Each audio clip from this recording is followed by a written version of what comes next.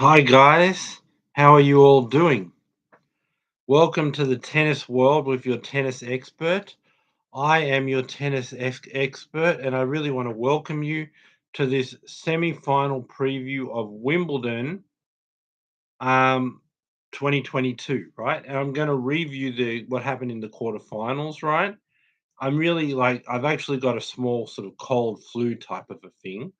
I'm really just hoping like it doesn't show up on the video and I might need to just leave to sort of deal with it quickly, but we're hoping it won't be a problem. So so the video will have to be quicker due to my cold or smaller flu type thing um, than what I would have wanted. But yeah, I'll cover everything and I might just need to leave the video for a few minutes. But again, shouldn't be affecting my next video, should be gone by then. But again, welcome to the tennis world with the tennis expert. I'm your tennis expert, and let's get this thing going. The semi-final preview, Wimbledon 2022. Here it is. So, firstly, I'll go through to the quarterfinals. Sinner, Djokovic beat Sinner 5-7, 2-6, 6-3, 6-2, 6-2. Really, Sinner just overpowered him. I said in the preview it'd be 4 or 5 sets. One thing to beat Djokovic, you need to be consistent, have a bit of defense, be able to build a point, but you also need power. So a lot of players are consistent baseliners, but don't have much power on their baseline shots. So Djokovic can actually push you around in the rallies. Others are power guys, and they try to use their big serve, go for it, and like hit the ball as hard as they can close to the line, in the points right away. So that's high risk tennis. So to keep that up, you're usually going to make a lot of errors. A lot of these guys don't have movement, and then they depend on their serve, and Djokovic return gets it back. So because Djokovic getting the return back and he's good at defense, you're going to have to hit with power to actually get control over the rally, but not where you have to end it in one shot or hit it near the line every time and get lucky. You need to actually be willing to say, Djokovic is going to get my serve back. He's going to get me in a rally, and I'm going to have to build a point and win it in 3 or 4 shots and hit the ball inside the lines with more margin. But you can't be a defensive player because then Djokovic will be winning the rally. And I felt Sinner had what it takes. He's like a power guy. He's got a lot of power on forehand back, and he's got a big serve, but he's not just going for the lines. He can build a point, 3, 4, 5 shots, and be patient to get past Djokovic's defense. He's also got a good serve. And he was doing that. He was playing well. He was pushing Djokovic around like I expected. And he was patient enough to build a point. And that's what works, especially on a surface like grass against Djokovic. So Djokovic was either being pushed around. Um, Djokovic was either being pushed around um, in the rallies, or he was just sick of being pushed around. And then he had to go for a low percentage shot himself, go for too much power too close to the line to try to get back control of the rallies because he was getting overpowered by Sinner. So he was either Sinner bossing him around in the rallies or him saying, I don't want to be bossed around. So I'm going to go for a low percentage shot, a lot of power close to the line and making an error. So it was either Djokovic errors or Sinner bossing him around. In the end, Djokovic sort of found this happy medium where he's going to attack more, be more aggressive, push Sinner around, but not have to try to end it in one shot. And the one thing Sinner is still okay, not weak, but just okay, is his movement, his defense. So Djokovic knew if he can get more aggressive, push Sinner around, but do it from inside the court, he can expose that Sinner's not good on defense and a bit of a lack of movement. So then it was him controlling the point. Sinner not wanting to be bossed around in these rallies and seeing that Djokovic is in control and moving him around. He doesn't have great movement. So now to prevent that, Sinner needs to go for more power on his shots to get back control of the rally. But then he's not building a point. He's going for too much power too close to the line and making errors to prevent Djokovic controlling the rallies. So that's sort of how it switched. So then it was either Djokovic controlling the rallies and moving Sinner around, exposing he's not great on defense and with his movement, and then Sinner not wanting to be bossed around, going for too much, making errors. Of course, there was the mental side. Sinner had a bit of a mental barrier to finish off Djokovic, and I feel like that affected him to be playing poorly after that.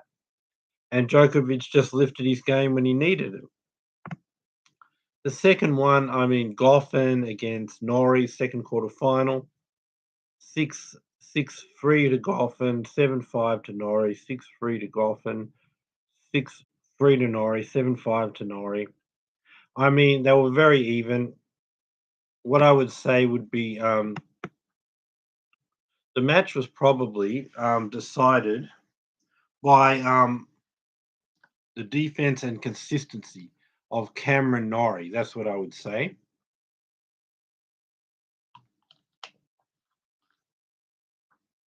Just sorry about that. Um, and he sort of found a way to sort of push Goffin around, expose his lack of movement, play good defense, play good consistency, not make errors. Goffin making too many errors. His return was good enough to get Goffin in rallies, move him around, out rally him. Just better consistency in defense and a few too many errors from Goffin, and good at defense and on the return of serve, and just consistent enough to get past Goffin, and he's into the semi-finals. Kyrgios and Garin, straight sets to Kyrgios. As I said, bigger serve, more power in the rallies. He just simply, um, Garin was never able to get rhythm to get into those long rallies to out rally Kyrgios. He was always pushed around and he was always overpowered. And Kyrgios was just going for it, and the points were just too short. And he was just overpowered in the rallies. He could never get into a rally. He could never get rhythm. He likes to have, when he does attack, he likes to have time to set up on the forehand, hit his big forehands. But the ball, Kyrgios on the serve and the rally shots, the ball were just traveling through the court way too fast. So he never really got time to set up on that big forehand and have time to set up for that big swing off the forehand like he does on clay. So he's always rushed, never have time to set up and generate power. So Kyrgios is just overpowering him, shortening the points, taking his time away. Um, Garin is just overpowered, never has rhythm, never can get in a rally because Kyrgios is just overpower him. The point's over, never has time to set up on a forehand, and Kyrgios just overpowers him with the serve and the rally game, overpowering him by going for it early and making points short. So that one was 6-4, 6-3, 7-6 to Kyrgios. Last one, we've got Taylor Fritz versus Rafael Nadal. Nadal wins this one 3-6, 7-5, 6-3, 7-5, 7-6. 10 points to 4 in the final set tiebreaker. So that's it. So Nadal was injured. Fritz hadn't lost a set in the tournament. He was the only guy who lost. He was playing well. He loves to play on grass. He's got a good attacking game. And then with him at the best, he's won about 10 matches in a row on grass, not lost a set in 4 matches at Wimbledon. With him on that extreme level and Nadal injured, and Nadal losing probably about, 20 miles per hour or 30 kilometers on the serve, and same off his forehand. How Nadal would beat Fritz would be um, by using his serve and by saying he's not going to get many breaks on Fritz serve on grass. So he needs to make sure that he also won't get broken by serving big and getting 3 points, getting 1-2 punches, taking care of his serve. So he's not really at a need to break Fritz much. But his serve wasn't there. So he had to try to win long rallies every time to hold serve. That's very difficult. Then, because in the rallies, Fritz doesn't want to get in a long rally from Nadal. He wants to hit it hard, close to the line, overpower him, get it through the fast grass court, never allow Nadal in rallies, never allow him time to set up on the forehand, and just go for it. So the way you deal with someone like that is you have to go for more yourself because they want to stand in the middle, Fritz, and hammer their powerful shots, right? Um, so that's what they want to do. Um, But so what you're gonna do is the bigger guys, you gotta attack more yourself, and you gotta move them left to right, and you gotta put them on defense and have them moving around. But that requires you to hit the ball hard to push them on the defense. But then when you're lacking power because you've got a problem with your stomach, then you can't really do that. And then the other thing is they've got a big serve, they're holding easily. You need to make sure you hold serve easily. So when you don't have a serve and you've got to rally every time just to hold serve, and it's going to be very hard to break them. Then when they want to stand in the middle and hammer it and overpower you and not let you get in a rally, but you need to attack more and move them right to left and don't let them stand in the middle and hammer it. Put them on defense, right? But then when you don't have the power in the rally to push your opponent around, that's a huge thing. And then when you need to take care of your serve because the other guy's going to hold serve because you're playing a big server, but your serve's no good, it was a big problem. And Nadal had to try to basically win long rallies, a lot of defense. Not couldn't really have his new improved attacking game and grasp of his serve, attacking game in the rallies. So just had to win with long rallies, attack and defense, and couldn't say I'm going to serve and also hold my serve. I'm going to in the rallies not let you stand in the middle and hammer it. I'm going to put you on defense, expose your lack of movement. Couldn't do that because he's lacking power because of the injury. So he had to just go back to a clay court defensive game. He wasn't going to have enough time to get to the balls. The balls were going to be traveling faster, so it's going to be very difficult for Nadal losing the power on the forehand and on the serve, and him having to battle so hard to hold while Fritz gets it easy, him not being able to stop Fritz standing in the middle and hammering it by going for more, pushing Fritz around, not able to do that because he doesn't have power on the serve, rally, forehand. But he just reverted back to the clay court game, made it about rallies. It was a lot harder to make it about defense and rallies because the balls are traveling faster. You don't have much time to get to the ball. Your opponent gets all these 3 points to serve, and you don't. But somehow he scrambled and out rallied him. His power game, maybe on the serve in the fourth or fifth set, got slightly better, but more the power on the forehand in the rallies, where he could take control of more rallies and at least make Fritz play a bit of defense by getting a bit of power. And that with his defense and consistency was just enough. And a few great really winners where he really amped up the power in the tiebreak there to really just play his best when he needed it most and get through the pain barrier and say, I'm going to have to go for a bit more on the rallies to push Fritz on defense and hit a few winners. Just able to do that, just able to get through the pain barrier. One of Nadal's best wins of his career, I would say. When you take into account it's Fritz on a grass court, his worst surface, Fritz's best surface. Fritz's best time in his career is won like 9 or 10 in a row. He's not lost a set at Wimbledon. And then you're injured and you got to come back from 2 sets to 1 down and not do it healthy, do it injured. So 2 sets to 1 down is one thing, but 2 sets to 1 down injured against a guy who didn't lose a set leading up to the match and has won 10 matches in a row on your worst surface and their best. So great win from Nadal. But anyway, I'm going to get into the semi-final preview, which is what the video title is about, right? So first, let's look at we've got in these semi-finals, Djokovic Norrie will be your first semi-final. So Novak Djokovic of Serbia versus Cameron Norrie of the United Kingdom. I would just say Norrie and Djokovic, they do about the same thing. They're both consistent. They're both good at rallying. They both don't make many errors. They've both got great defense. But the areas I would say Djokovic is ahead is one, Djokovic has improved his serve a lot, where he can use it as a weapon, get 3 points, get short balls after it, and it's much better than Norrie's serve. So he'll be able to do that. Start ahead, get more 3 points than what Norrie would. He's a better returner than Norrie, so he'll get more balls back.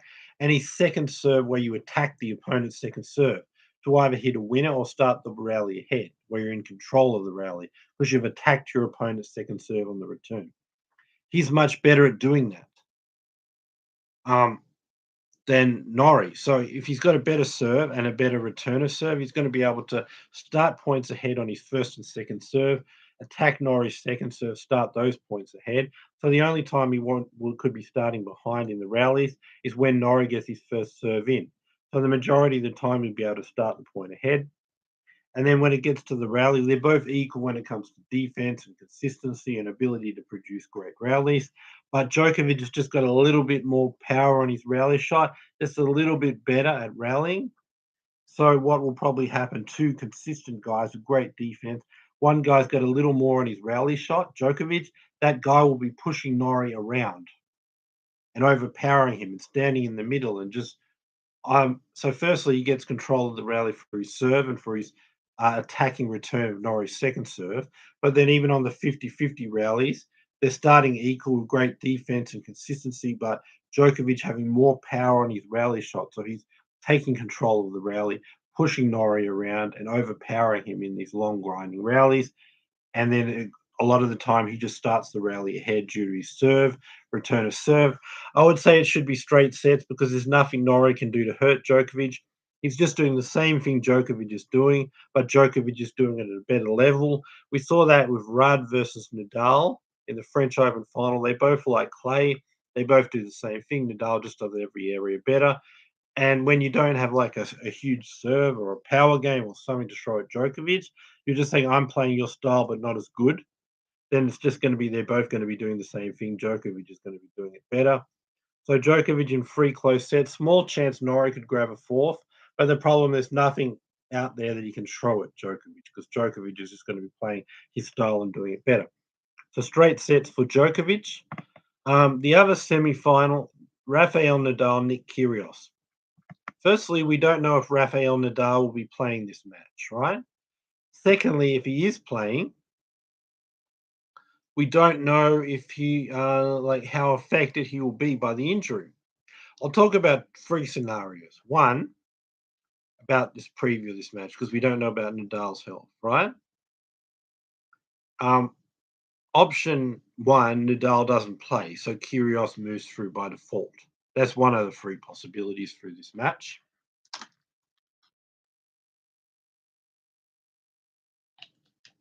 Sorry, guys, just having some water.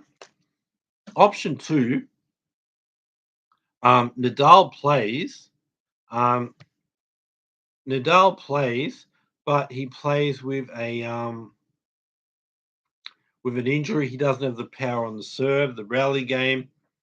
Like I said, it was the best win of his career because beating these big hitters, they're going to win hold serve easily. You want to do that too. So you want to say, "Oh, I'll hold my serve quite easily, and I'll get a whole lot of free points too." Um, because if I do lose serve, I can't break you. So that's very important against Kyrgios. So if he doesn't have that, that's an issue. Second thing, Kyrgios is going to want to stand in and attack and go for it and shorten the points like he does against Garin, and not be in long rallies. Nadal, the only way he can stop that is by him attacking at the start of the point and pushing Kyrgios into defense. Now, Kyrgios is not good at defense. So that's stopping Kyrgios saying, I'm going to, from the first point of the rally, first shot, I'm just going to hammer it and end the point and put you on defense and avoid long rallies and overpower you.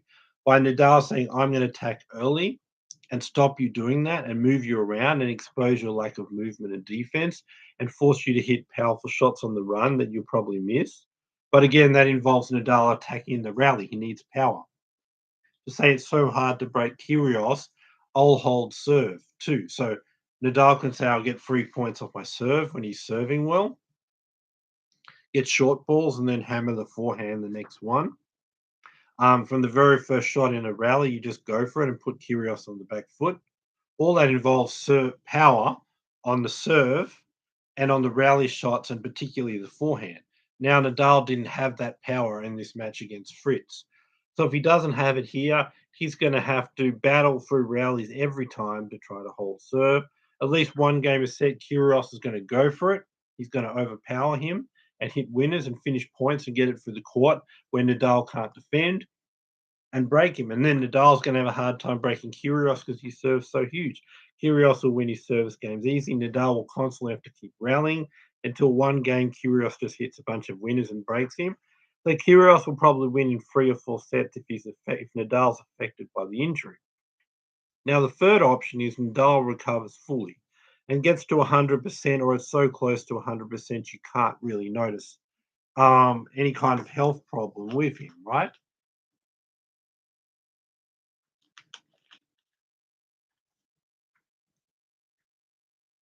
So in this eventuality, what I see is Nadal doing that.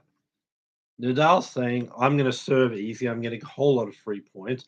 I'm going to get short balls and I'm going to do 1-2 punches with the forehand. I'll get rallies that I'm starting ahead, and Kyrgios is not in a position to attack, so I'm exposing Kyrgios's lack of defense, and I'm just starting a rally, moving Kyrgios around. He never has a chance to attack, right? So, so I have an easy time on serve. And yes, when Kyrgios is serving the first serves, they're landing in. Nadal can't get it back, and he's holding serve. By the minute Nadal gets a game where Kyrgios misses a whole bunch of first serves, Nadal can get it back, get him in rallies, and again he can be attacking in the rally, move Kyrgios around, expose his lack of movement.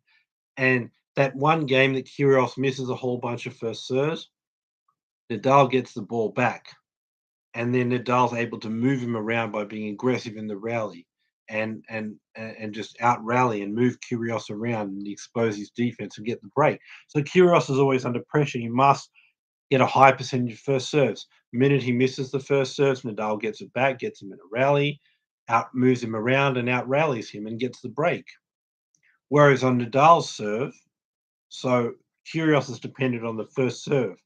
When it's second serve, Nadal's able to get it back and out rally him. But on Nadal's serve, what he can do is he can also get 3 points off his serve plus forehand serve and a short ball to finish it off. So Nadal could do that, which is good. Or where he's just having a long rally that the serves made him start it ahead, the rally ahead, and he's moving Kyrgios around. Even 50-50 rallies, he should be able to um, win the majority of those when he serves not getting anything out of it. So in those situations, like Nadal is winning for his first serve, or in his second serve, he's out rallying. Kyrgios is still winning the majority of the points, whereas Kyrgios is winning when he gets his first serve in. But the minute he misses a whole bunch of first serves, Nadal gets the second serve back, gets him into a rally, and eventually wins enough rallies and breaks him. So Kyrgios is always dependent on the first serve. He misses a whole bunch of first serves. Nadal's able to get him in rallies, out rally him, get the break. But on Nadal's serve, he can win on the first serve with 3 points, serve plus forehand, or on the second serve where it's long rallies because you just out rally Kyrgios on the second serve points anyway. And that'll be the thing. They'll both win on their first serve, but when it's the second service points, Nadal will be able to get Kyrgios's serve and out rally him. But when Nadal has to rally in his own second serve, again, he'll still be able to out rally him. So Nadal can say, yes, it's better when my first serve lands in, but at least my second service points, I can win those, right? And I can out rally Kyrgios. But whereas Kyrgios needs the first serve in. By the minute he misses a whole bunch of first serves, Nadal gets it back, gets him in long rallies, out rallies him, gets the break. So he's always under pressure. He must get that first serve in.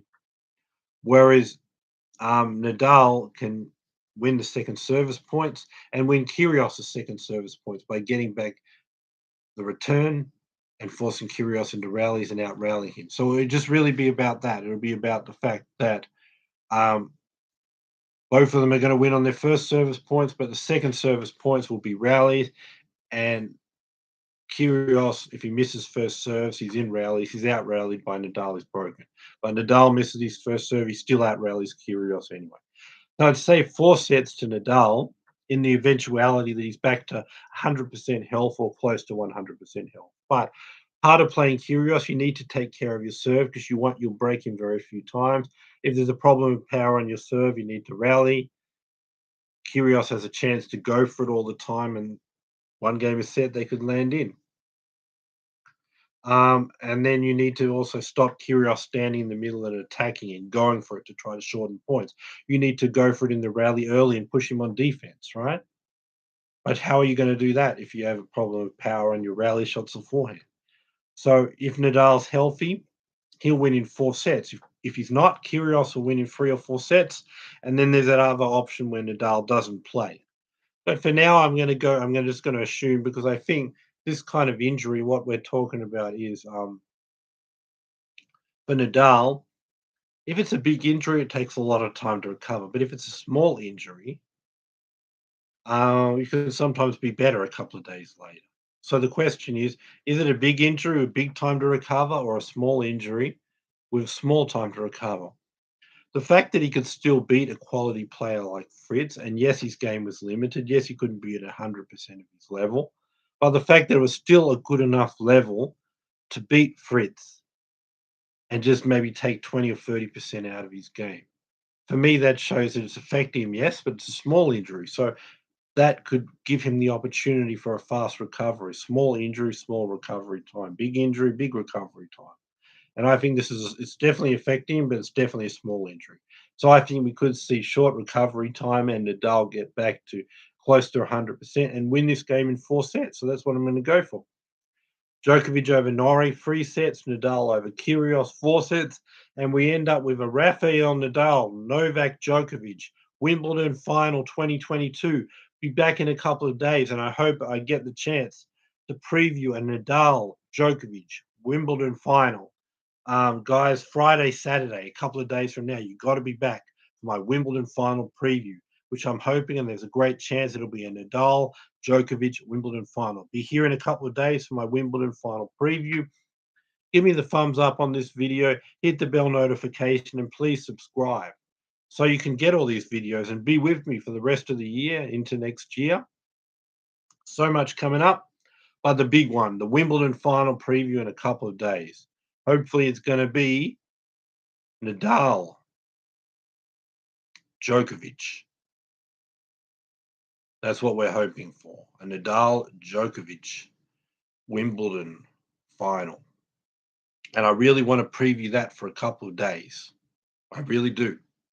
So just be back in a couple of days and subscribe, bell notification, thumbs up. Have a great day or night wherever you are in the world. And thanks for watching and thanks for being with me. And please come back in a couple of days for my Wimbledon final preview. Subscribe, bell notification, thumbs up. Thanks for being with me, guys. Thanks for watching, guys. See you guys in a couple of days. Bye for now.